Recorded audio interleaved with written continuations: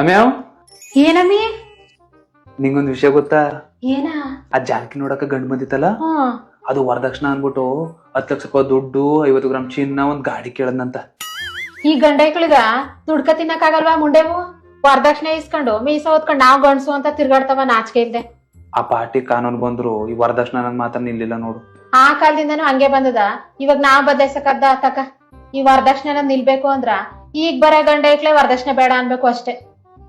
ಇವಾಗ ನನ್ನೇನ್ ನೋಡಕ್ ಬರವ ಅದ್ ಎಷ್ಟ್ ವರದಕ್ಷಿಣೆ ಕೇಳ್ದನೋ ಏನೋ. ಅದ್ ಸರಿ, ಬರೋರ್ಗ ಕೇಸರಿ ಬತ್ ಮಾಡಿದ್ಯಾ? ನೀ ತಿನ್ನಕ್ಕೆ ಅಂತಾನೆ ಬಂದಿದೆ ಬಾನುಂಡ ಹಾಕೊಡ್ತೀನಿ. ಇಷ್ಟೆಲ್ಲ ಕೇಳಿಸ್ಕೊಂಡ್ಮೇಲೆ ನಾನಂತೂ ವರದಕ್ಷಿಣೆ ಕೇಳ್ಬಾರ್ದು. ನಮ್ ಹುಡುಗಿ ನಿಮ್ಗೆ ಇಷ್ಟ ಆದ್ಲ? ನಿಮ್ ಹುಡುಗಿ ತುಂಬಾ ಇಷ್ಟ ಆಯ್ತು. ಕೊಡೋದು ತಕೊಳ್ಳೋದು ಏನಾರ ಇದ್ರೆ?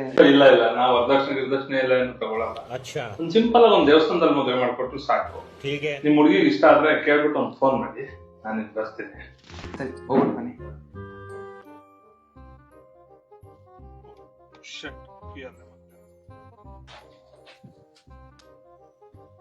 ಅಲ್ಲ ಕಮ್ಮಿ, ಈ ಕಾಲದಲ್ಲೂ ವರದಕ್ಷಿಣೆ ಬೇಡ ಅಂತಾನಲ್ಲಮ್ಮಿ. ಅವ್ನು ವರದಕ್ಷಿಣೆ ಬೇಡ ಅಂತ ನಂತರ ಅವ್ನಿಗೇನು ಕಾಯಿಲೆ ಇರ್ಬೇಕು ಅಂತ ಹುಡುಕ್ ಮುದೇವಿನ ತಕಮ್ಯ. ಅವ್ನಿಗೇನಾದ್ರು 2-3 ಮದುವೆ ಆಗಿದೆ ಏನ್ಮಿ ಮಾಡ? ಅಯ್ಯೋ ಬಡ್ಡೆತ್ತವ ಹುಡುಗ ವರದಕ್ಷಿಣೆ ಕೇಳಿದ್ರು ತಪ್ಪು, ಕೇಳಲಿಲ್ಲ ಅಂದ್ರೆ ಕತೆಗಳು ಕಟ್ತೀರಾ. ನನಗ್ ಮದ್ವೆನೇ ಬೇಡ, ನಾನು ಸಿಂಗಲ್ ಆಗೇ ಇರ್ತೀನಿ.